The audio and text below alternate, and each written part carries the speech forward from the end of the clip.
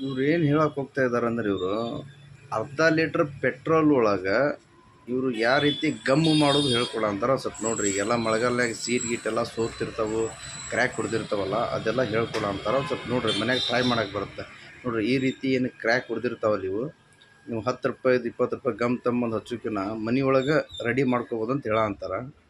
ಒಂದು ಅರ್ಧ litre petrol ತರ್ಬೇಕು ರೀ. ಪೆಟ್ರೋಲ್ ಈಗ ನೋಡ್ರಿ, ಇವೆಲ್ಲ ಸಣ್ಣ ಇದಾವಲ್ಲ, ಇವ್ರು ಪೆಟ್ರೋಲ್ ಹಾಕ್ತಾರೆ ನೋಡ್ರಿ. ಈಗ ಒಂದು ಅರ್ಧ ಲೀಟ್ರ್ ಪೆಟ್ರೋಲು ಒಂದು ವೇಸ್ಟ್ ಆಗಿದ್ದು ಬೆಂಡ್ ಸಿಗ್ತಾವೆ ನೋಡ್ರಿ. ವೇಸ್ಟ್ ಆಗಿದ್ದು ಆ ಬೆಂಡ್ ಅದ್ರೊಳಗೆ ಹಾಕಿದ ಕೂಡ ಕರಗ್ತೈತೆ. ಅದು ಕರಗಿದ ಮೇಲೆ ಒಂಥರ ರಬ್ಬಲ್ ಆದಂಗೆ ಆಗತ್ತೆ ರೀ. ಅದು ಗಮ್ ಆಗತ್ತಲ್ಲ, ರಬ್ಬಲ್ ಗಮ್ಮು ಆ ರೀತಿ ಆಗತ್ತೆ.